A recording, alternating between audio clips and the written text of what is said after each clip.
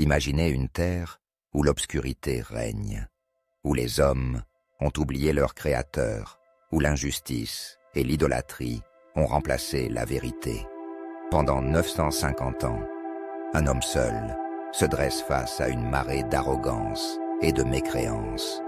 Il supplie, il avertit, il exhorte, mais en vain, jusqu'au jour où le ciel s'ouvre, où la terre éclate et où l'eau se déchaîne, balayant un monde entier dans un déluge implacable.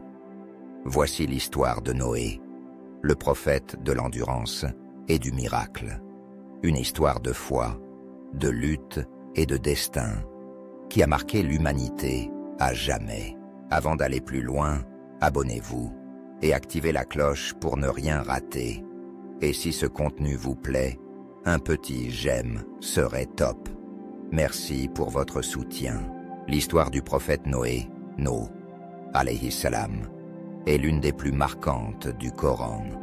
Il fut envoyé à un peuple plongé dans l'idolâtrie et l'injustice pour les guider vers l'adoration d'Allah. Sa mission dura 960 ans, durant lesquels il fit preuve d'une patience exceptionnelle face aux moqueries, aux menaces et au rejet de son peuple. Finalement, après des siècles de refus obstinés, Allah lui ordonna de construire une arche pour sauver les croyants d'un déluge dévastateur. Ce cataclysme effaça toute trace de corruption et marqua un nouveau départ pour l'humanité.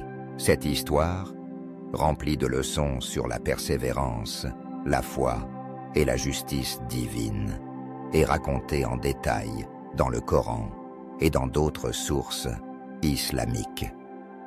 Examinons-la dans ses moindres détails. Après la création d'Adam, alayhi salam, l'humanité vécut sur la terre en suivant le monothéisme pur. Adam et ses descendants enseignèrent l'adoration d'Allah seul, et les gens suivaient cette voie.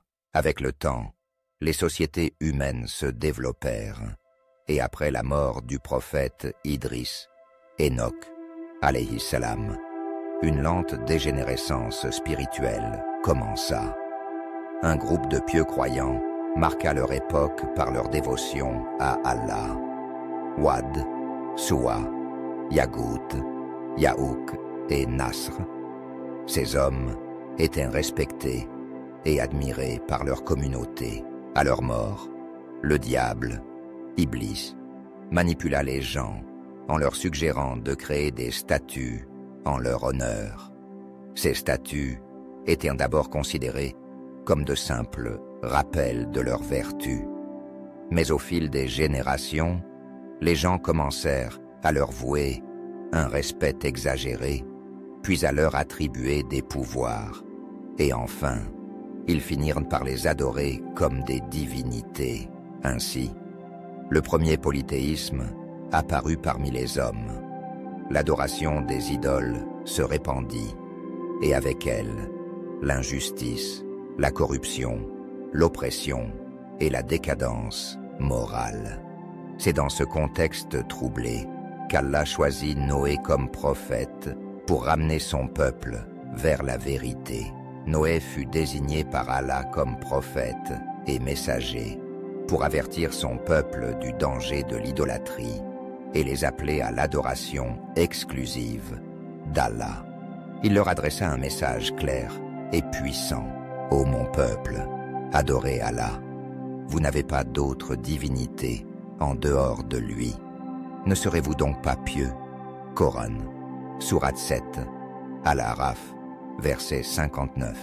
Il expliqua avec patience et sagesse que les idoles n'avaient aucun pouvoir, qu'elles ne pouvaient ni nuire ni profiter à qui que ce soit, et que seul Allah méritait d'être adoré.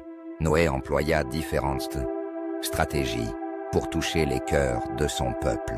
1. L'enseignement progressif. Il leur expliqua la grandeur de la création et les signes d'Allah visibles dans l'univers. 2. L'appel au repentir. Il leur promit la miséricorde divine s'ils revenaient à Allah. 3. l'avertissement du châtiment. Il les prévint qu'un terrible châtiment viendrait s'ils persistaient dans leur mécréance. 4. L'argument de la raison.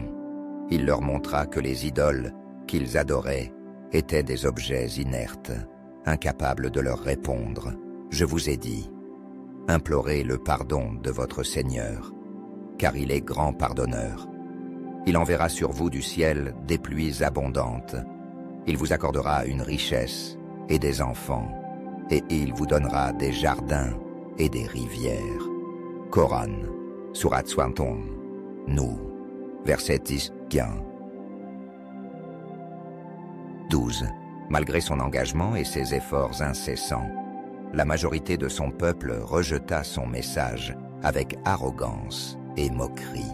Nous ne voyons en toi qu'un homme comme nous, et nous ne voyons en toi aucun mérite qui te rendrait supérieur à nous. Coran, Surat 11, Hud, verset 27. Les notables du peuple méprisèrent particulièrement les premiers croyants, qui étaient issus des classes pauvres et opprimées. Ils traitèrent Noé de menteur, de fou et de possédé. Ils lui dirent avec mépris, « Si tu ne cesses pas, Noé, tu seras certainement lapidé. » Coran, Surat 26, Shuara, verset 116. Après des siècles de rejet et de persécution, Noé réalisa que son peuple ne changerait jamais. « Mon Seigneur, ils m'ont désobéi et ont suivi celui dont la richesse et les enfants n'ont fait qu'accroître la perte. » Coran, Surat 71, Nous, verset 21.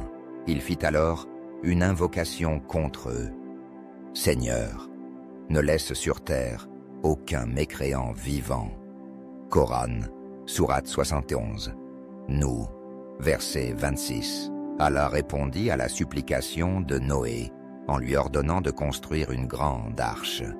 Noé et ses partisans commencèrent alors à la construire sous la direction divine. Les mécréants, en voyant cela, se moquaient de lui. « Construis-tu un bateau au milieu du désert? Es-tu devenu fou, Noé ?» Mais Noé continua, sachant que le commandement d'Allah allait s'accomplir. Une fois l'arche achevée, Allah lui ordonna d'y faire entrer les croyants et un couple de chaque espèce animale. Lorsque tout fut prêt, le déluge commença. Nous ouvrîmes alors les portes du ciel avec une eau torrentielle et nous fîmes jaillir de la terre des sources, et les eaux se rencontrèrent selon un ordre prédestiné. Coran, Surat 54, Al-Qamar, versets 11-12. Les eaux submergèrent la terre et anéantirent tous les mécréants, y compris le propre fils de Noé, qui avait refusé de croire. L'arche flotta pendant des semaines, jusqu'à ce qu'Allah ordonne aux eaux de se retirer.